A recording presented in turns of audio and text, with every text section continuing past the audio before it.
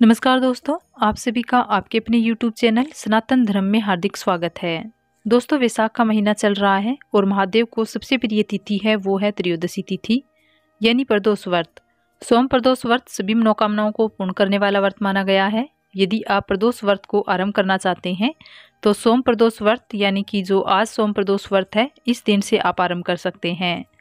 सोम प्रदोष व्रत से सुख शांति की प्राप्ति होती है, सुख समृद्धि की प्राप्ति होती है, संतान की प्राप्ति होती है, संतान के उज्जवल भविष्य का आशीर्वाद मिलता है। साथ ही सोम प्रदोष व्रत रखने से वैवाहिक जीवन में सुख एवं समृद्धि आती है, पारिवारिक कलह का तनाव दूर होता है तथा सभी प्रकार की मनोकामनाओं की पूर्ति होती है सोम प्रदोष व्रत को आरंभ करने से। आज की वीडियो में हम शिव महापुराण में वर्णित एक बहुत ही सरल सा उपाय आपके लिए लेकर आए हैं।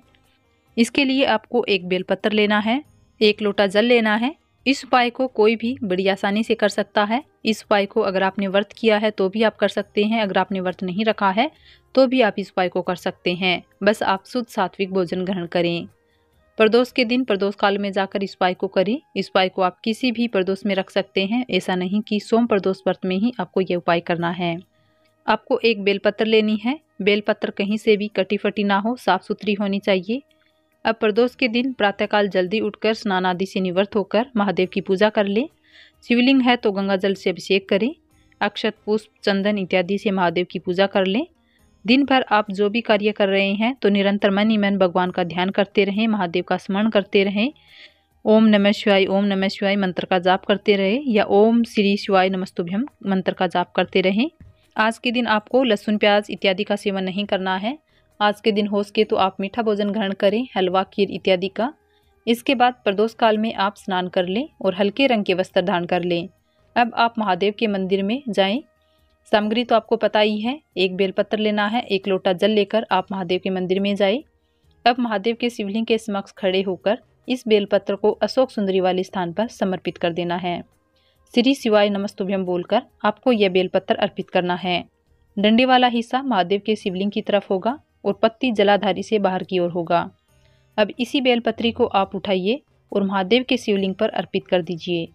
क्योंकि ये हम सबको पता है कि महादेव के शिवलिंग पर हमेशा बेलपत्री उल्टा ही यानी चिकना वाला हिस्सा शिवलिंग को स्पर्श करेगा और जो लाइन वाला हिस्सा है वो ऊपर की ओर होगा। इस प्रकार से आपको महादेव के शिवलिंग पर कल्याणेश्वर महादेव का नाम लेकर यह बेलपत्री शिवलिंग पर अर्पित कर देनी है।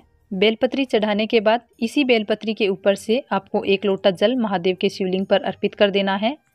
लोटा तांबे का लीजिएगा। जल आपको घर से लेकर जाना है और जो बेलपत्री आपने चढ़ाई है कल्याणेश्वर महादेव का नाम लेकर यह जल महादेव के शिवलिंग पर आपने जो बेलपत्री अर्पित की है इसके ऊपर चढ़ाना है। जब आप जल चढ़ा रहे हो तो जल है वो बहता हुआ शिवलिंग के जलाधारी से बाहर की ओर आएगा। तो इस जलाधारी के पास ही आपको एक लोटा लेना है और उस लोटे में इस जल को रोक लेना है। ये जो जल आपने रोका है इस जल का प्रयोग आपको करना है। यदि आपके घर में कोई व्यक्ति लंबे समय से बीमार है या हमेशा बीमार रहता है उस व्यक्ति को इस जल का आचमन करवा दें। 7 बार इस जल का आचमन कराना है।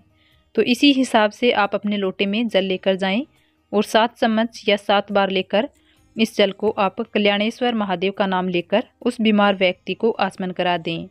हर घूंट के साथ आपको जय हो कल्याणेश्वर महादेव की नाम लेकर जल का आचमन करना है। आप देखेंगे कि धीरे धीरे बीमार व्यक्ति है उसकी हालत में सुधार आने लगेगा।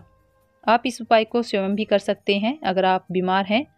तो दोस्तों, आशा है कि आपको ये वीडियो पसंद आई होगी। तो सनातन धर्म चैनल को सब्सक्राइब करें।